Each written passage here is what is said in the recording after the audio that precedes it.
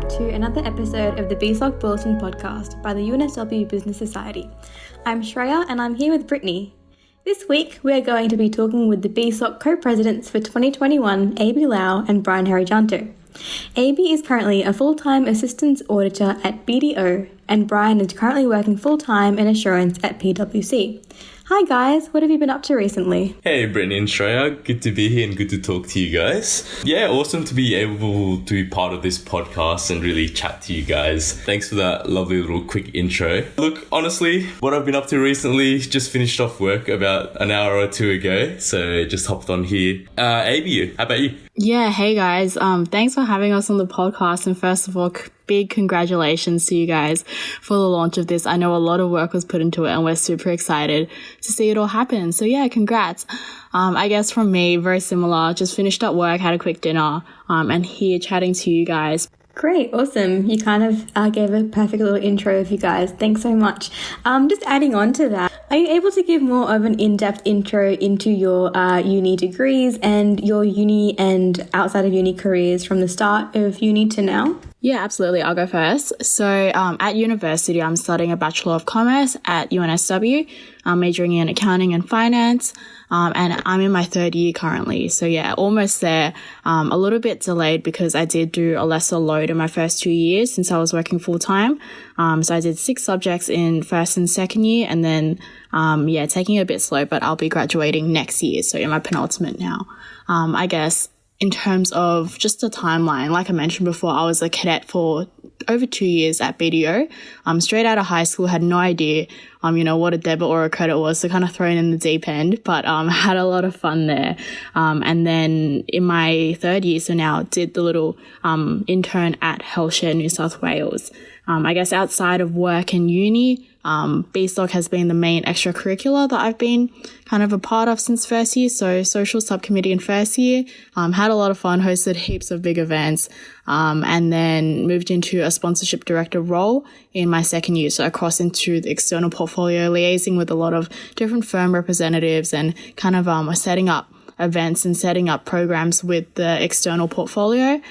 In my third year, currently at BSOC as co-pres among a couple of the little consulting rounds or consulting programs that I've been doing in the past 2 terms. Yeah, and I guess a little bit about me as well. Similar to Abie, I'm a third year student, currently studying a double degree in Commerce and Information Systems with a major in Finance. Looking to graduate at the end of 2022 or maybe just one term into 2023. So I've actually, since I've only started this cadetship, I guess near the back end of last year, I was doing a full-time uni load, taking about 9 subjects a year. But now I've dropped back down to about 6 is the plan for this year. Just obviously to be able to manage work and BSOC on the side and other little extracurriculars. That's sort of the reasoning why I've sort of dropped down to a bit more of a part-time load. Very similar to Abie in terms of the things I do outside of my academics and work. BSOC has been quite a large part of my life. So in 2019, I was part of the education subcommittee, and then later 2020, I was an education director. In both of those roles, I've sort of been engaging a lot in terms of the student body, sort of delivering events more catered towards sort of upskilling their professional development, running a few fundamentals workshops here and there, and doing a little bit of liaising with some sponsors as well to sort of source them and get them to help out with our events. But I guess more outside of just a bit more formal transcript uni sort of things, I've sort of meddled in a few sports as well. So I played UNSW rugby back when I was in first year, but I've sort of realized I'm a bit too old to do that much running. So I've dropped back down to a bit of volleyball, something a bit more casual, just a bit of Sunday play, training once or twice a week. Yeah, but I've also done stints in yellow shirts, so that's quite a bit of volunteering as well. Just love to get sort of participate and be part of the wider university community, just sort of interacting with people, sort of, yeah, that's what sparks joy within me. Yeah, that's, I guess, a little bit more about me. Yep. So I guess before we kind of move on into the main topic of this episode, which is kind of how to balance full-time work and uni, I just kind of want to get to know a bit more about your roles themselves. So maybe starting off with Abie, like how did you land your role at BDO before even starting university? Yeah, absolutely. Great question, one that I get a lot. So in year 12, I had a huge hustle, going through HSC, and all that stress wasn't enough. I wanted to put more stress on myself and apply for a bunch of different scholarships and cadetships and things like that. And the way it happened was we actually had someone come in from this organization called Professional Cadetships Australia. And these guys were promoting a particular cadetship for a particular firm in the finance industry. And I thought it was really interesting, applied for that. But going through the process, I thought if this company has a cadetship, I'm sure like a bunch of others might have the same opportunity as well. So like from an early age, I knew I wanted to be in a career in commerce, but I didn't know what exactly that was. So whether that would be in accounting, in economics, in finance, whatever it might be. So I just thought I'd keep my options open and give everything a go. I went to the CA, so that's the Chartered Accountants Career Kickstarter event that they held for high school students in year 11, I think it was, or year 12, with a bunch of my friends. And it's pretty much a careers fair that a lot of you guys would have been to as well, but tailored towards the cadetships and the internship opportunities that they had for high school students at the time. So that's where I kind of met quite a few firms. I applied for a bunch, I would say, maybe 7 or 8 different accounting firms and finance firms in different areas as well, not just for audit, also business advisory, tax, I think I considered, as well as law, because at the time it was before we kind of chose our degrees, and I was still considering a comm law degree for me at the time. So yeah, a couple of things, and then met BDO at one of the firms, one of the lovely HR reps there, had a really good chat to them and pretty much went through the process. Got a couple offers, but BDO was absolutely incredible in terms of the kind of interview process. They were really friendly. Everything was really well structured, and they were a lot bigger than the other boutique firms that had opportunities. And yeah, I just remember like the office view was amazing. We got like coffee on the first day with like a BDO logo imprinted on top of the coffee and chocolate. And I was like, yep, this is the place to be. So that's kind of how I got into audit and assurance. And yeah, it's kind of interesting because before I went for this kind of opportunity, my dad is an accountant. So he's been an accountant all his life in different roles in corporate. He's also a chartered accountant, a fellow chartered accountant and a fellow CPA as well. And all I knew growing up was I don't want to be an accountant. So it was such a turn of the tables when I ended up taking that cadet role in audit, because I was like, no, I'm never going to be in a Big Four. Like, screw that. That's not for me.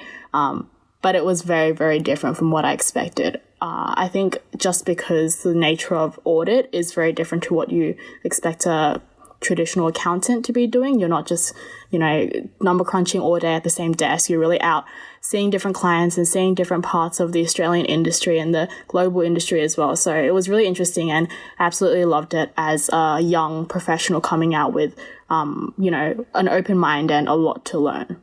Okay, yeah, wow, that's super inspirational. I kind of wish I could relate to that, but I cannot. It's very admirable, I guess, to see like that kind of hustle mindset straight out of high school. But then it's very rare, I would say, within uni students. And I guess moving on to Bryan, how did you what was the process in landing your current role at PwC? Yeah, look, Brittany, I'll just start off by saying you're not the only one.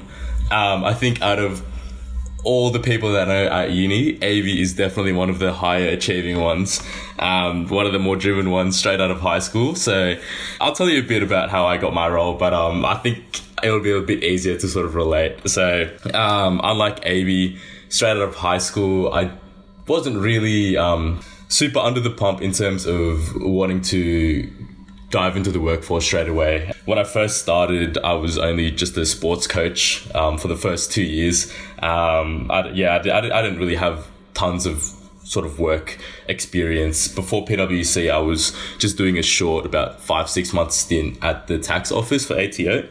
In the beginning of last year, so 2020, back when I was in second year, I guess with a lot of the people that started applying as well for internships, I sort of got caught up in that wave, and I thought to myself, maybe I should just give it a chance. Look, there's nothing you can really lose from sort of just applying to a few firms here and there. So I do remember myself applying to, I believe it was KPMG and Deloitte for their tax division, and I think audit for KPMG. But I got through to, I think, the interview round, but no luck after that. Had a few shots as well at, I think, Commonwealth and I think ANZ as well, with no luck. So when I saw this opportunity for this PwC cadetship, honestly speaking, that was sort of my last line. It was sort of like my last chance at getting, I guess, a bit of internship experience over the summer. So basically the way I heard about this opportunity was through one of my Yellow Shirts members. So my squad leader, she's actually a cadet that started in 2019. And she sort of told me about this little opportunity that isn't advertised as much as other roles, sort of other vacation roles. So I just kept an eye out for this sort of opening. And when the time did come, I just sort of went through the whole same process. I did the psychometrics, did the testing, and fortunately enough, I was able to land a final round interview with a partner. And fortunately for me, it all went really well, very smooth sailing, and I was offered sort of a place in PwC. But I guess kind of stemming off that, sort of reflecting on that whole experience, one thing I would take away is, I guess there's not really one certain way to sort of make it in this workforce. There's obviously people like Abie who sort of are very, very driven, and that's a very, very good thing. They're very driven, sort of very active in terms of looking out for these things. But I guess for all you students out there that's in second year, third year, maybe even starting fourth year that don't really have internship experience or anything like that, I wouldn't worry too much. Like, honestly, the time will come as long as you sort of put a good effort into it and sort of work hard when the time does come around. There's heaps and heaps of opportunities if you're sort of willing to look in the right places and you're sort of willing to go through the whole application process. Because there's not many people, I would say there's no one that sort of succeeds or gets a role on their first try. So yeah, I think definitely persistence is something that you would really need to learn, really need to have. But yeah, that's fortunate. I was just fortunate enough to be able to make it to where I am today.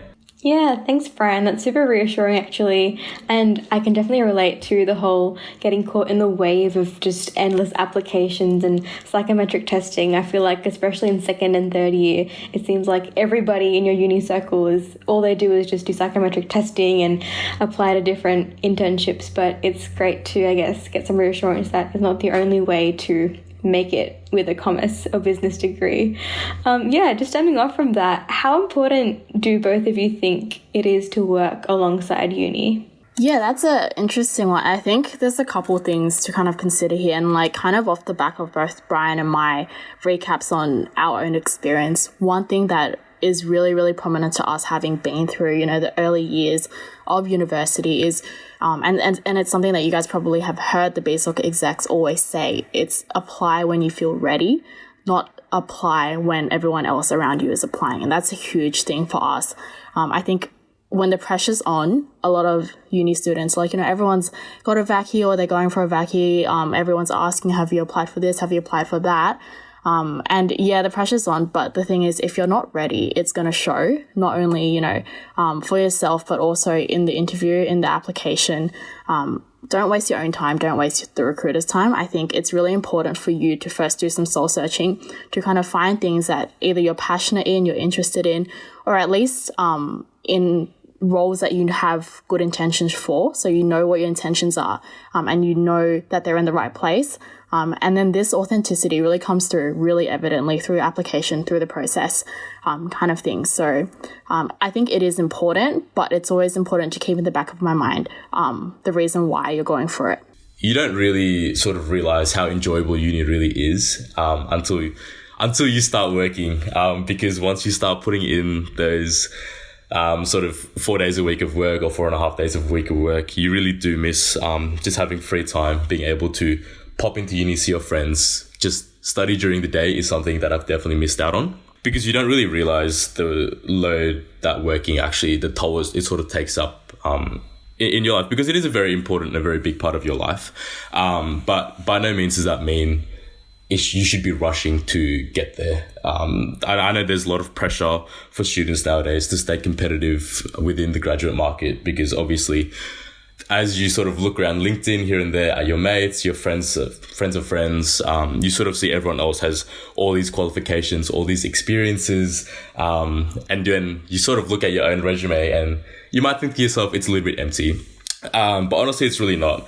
My advice is work is very, very important, but make sure that you also spend the time, especially in your earlier years of university, sort of padding out the rest of your resume in terms of the interesting things that you pick up, your little hobbies here and there, your volunteering opportunities. Societies are an awesome, awesome way to sort of build those networks and sort of social skills and soft skills and things like that. And honestly, when you do eventually get to that part of your life, part of your student life where you start applying for work experience, they look really good in terms of when you speak to recruiters. That's something that they're really looking out for, to know that you're more than just a robot that has a lot of lines on a piece of paper with all these achievements, that you actually have an interest in something, that you guys have passions. So I guess to sort of sum up, I do think it is very important, but like Abie said, don't be pressured to sort of rush into anything. Take your own time, because everyone gets to where there needs to be in a lot of different ways. So as long as you're passionate about what you're doing right now and you're happy with yourself with where you are, that's really all that's important. Yeah, I think just off the back of that, Brian, I think it's really interesting that you said, pad out your resume. I think it's really padding out yourself as a person as well, because everything else comes along with you knowing, being comfortable in your own skin, being comfortable where you are, and being happy with, both your grades, your degree, your social skills and all that. Because I think it's important to get some sort of experience, but it really only gives you a competitive edge in terms of how you carry yourself in a professional workspace, right? Like the maturity that comes with working in a corporate setting can't be bought. And that's what you're really looking for in terms of experience. But technical skills wise, unless you're going for something super, super technical that, a lot of people are, I guess, really competitive for. And even for those roles, for the most part, when you're coming in as a grad or as an intern, they're expecting you to have zero knowledge. Like, I know Brian can attest to this, and everyone out there who has worked in a junior role can attest to this as well. 95% of the learning that you do is on-the-job learning, and you can't learn that even from any sort of kind of previous classroom experience or the e-learning modules that you eventually have to do. It all comes on the job. So yeah, I think that's the most important thing. It's to consider that you can get this kind of experience, not only from working, but from other areas of university and of life as well. So like Brian said, societies and things like that. But I'm sure you guys will ask a little bit about that later on. Yeah, perfect segue, Abie, actually. So the both of you have obviously had a lot of, encounters with volunteering and uni society experience, of course, with your current positions in BSOC. And I know I think I can speak for both Britt and I that, our involvement in BSOC has really helped us grow as people and have definitely added some soft skills to our own resume. So just on that note, has involvement in these extracurricular activities and societies during your time at uni helped you to transition into that 9-to-5 work style? You learn how to interact with different kinds of people. And I think that's something that's very, very underrated, especially when you start jumping into the workforce. The way you carry yourself sort of around with friends and the way you'd need to carry yourself, I guess, around your seniors and your managers is somewhat different. You do have to learn how to sort of manage stakeholders. You do have to learn that people have expectations out of you. And that's something that's really been drilled down to me through my experience with BSOC. I guess in saying that, my directors and I guess my VP from last year, those were my first real managers. And that was the first time I sort of had expectations of me put on me by other people. And I guess reflecting on those times, it sort of really has prepared me for this sort of transition to work and to really communicate and work with, I guess, on a wider team, people who expect deliverables out of you and things like that. You do learn a lot of technical skills, and everything you need to learn is on the job.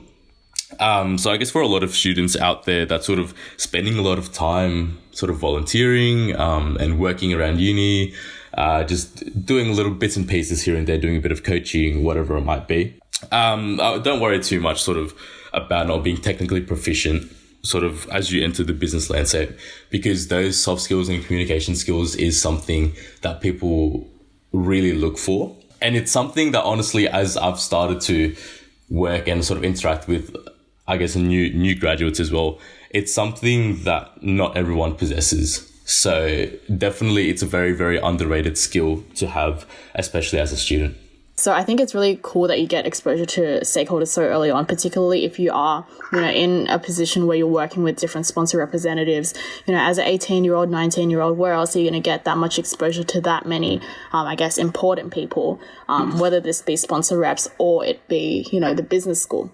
So that's really cool. I guess touching on the other 2 points that Bryan also talked about, but didn't really delve into, and I think are really important in terms of helping, society experience or extracurricular experience, helping you transition, is really the balancing and time management side of things, particularly in my first year.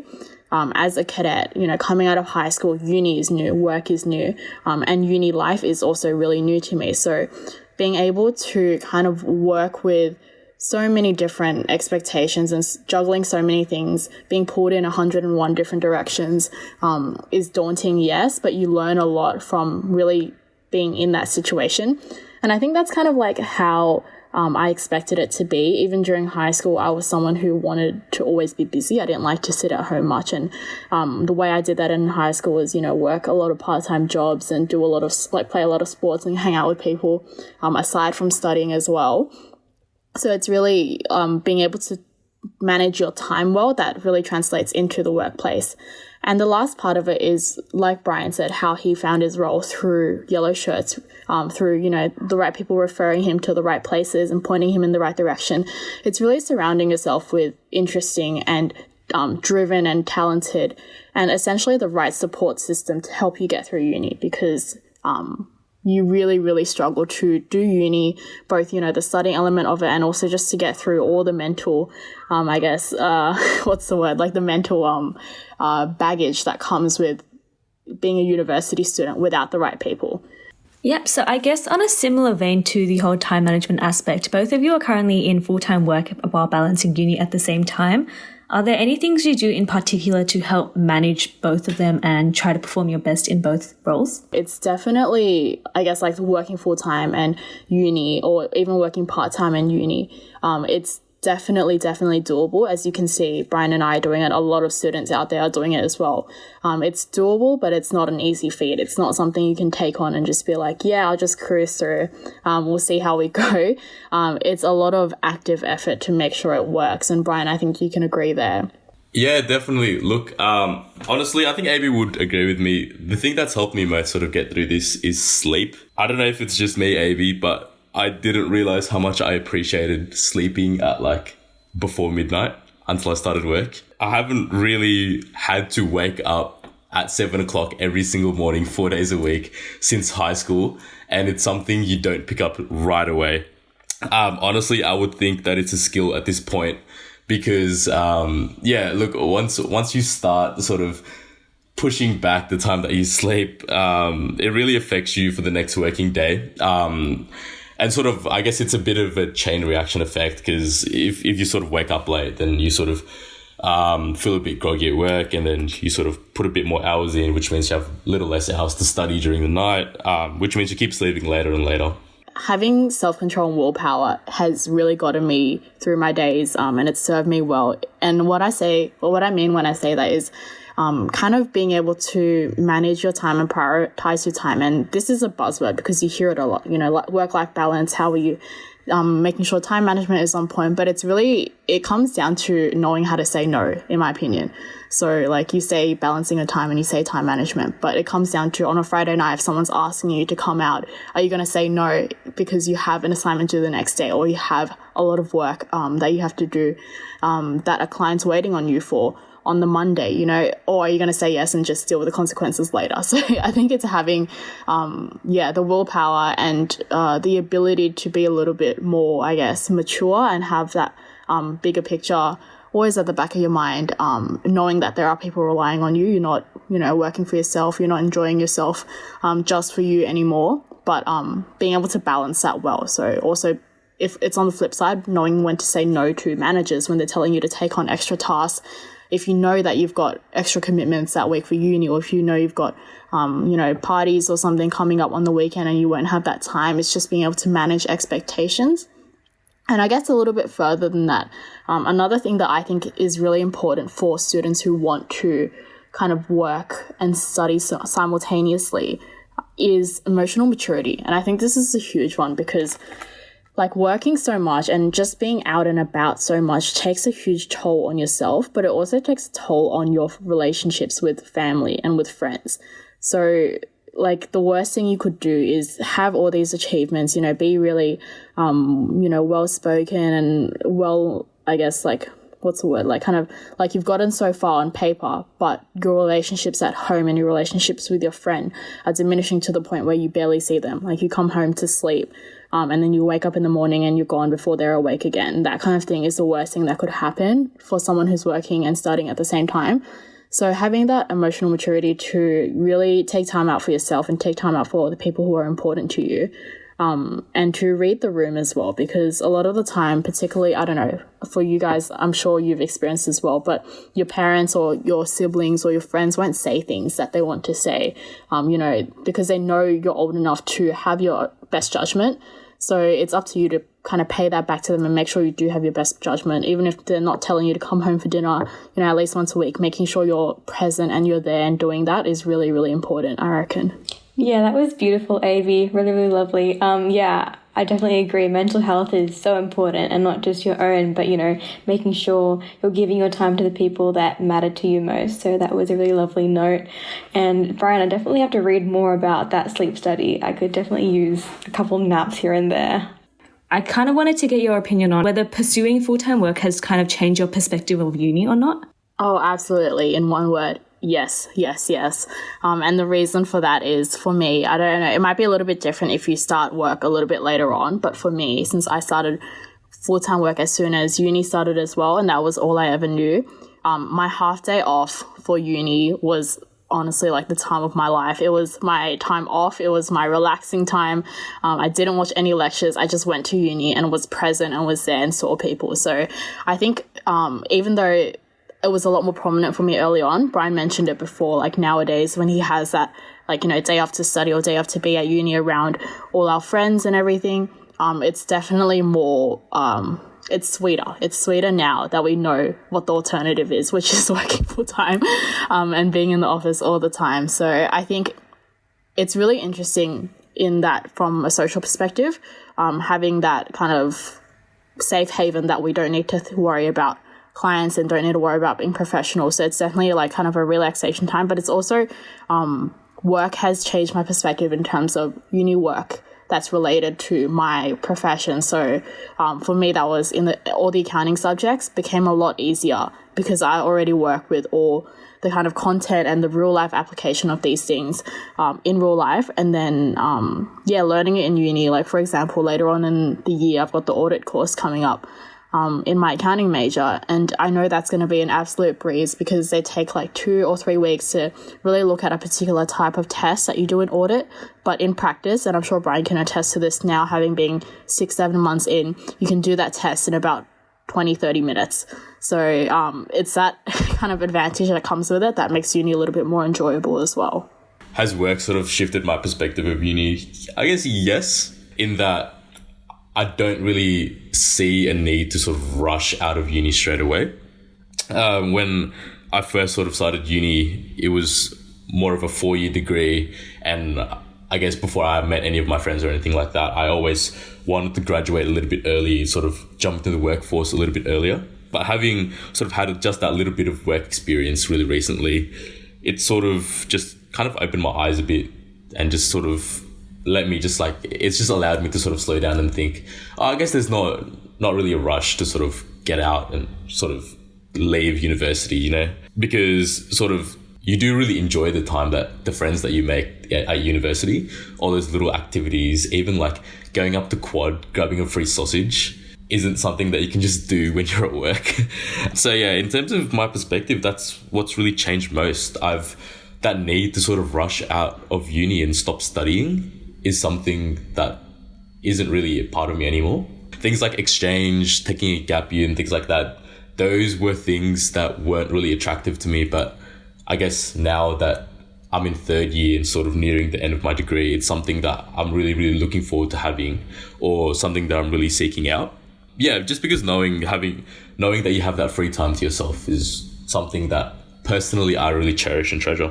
Yeah, I think in a similar vein for me, what I always say to people who are starting off uni or in the early years of uni is you really get it, like you really get out what you put in.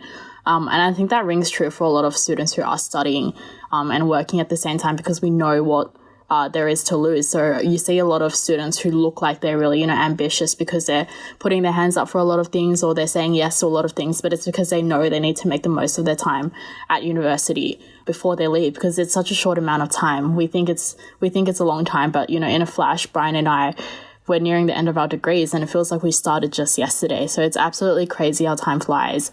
Really do take the opportunity to do as many things as you can, try as many things as you can, and meet all the people that you can as well. That's probably the biggest, perspective change for me. Perhaps if I came into uni just studying and just, taking my classes and leaving, I wouldn't be as interested in uni life or as interested in opportunities as I am now, because I know that, time is of the essence, like Bryan said. Yeah, that's awesome. That's a really great insight from both of you. Really great just life advice, I think, just making the most out of, all your little social events and experiences with your friends. I think you both would agree that the friendships you've formed are some of the best aspects of your uni life, and that's awesome. Just, I guess, coming back full circle now to the end of our interview, do you both have any final advice for current undergrad business students? Let's start off with Abie. One piece of advice I would say is make sure you're in the right headspace. So I think that wraps up everything really nicely. Make sure you're in the right headspace for the role you want to pursue, for the career that you want to pursue, and also that you are ready and able to take on a lot of extra commitment, because it's not just a job that you will do. There's a lot of, mental impact that comes with it, social impact that comes with it. So yeah, make sure you're in the right headspace and take care of yourself. That's my biggest advice.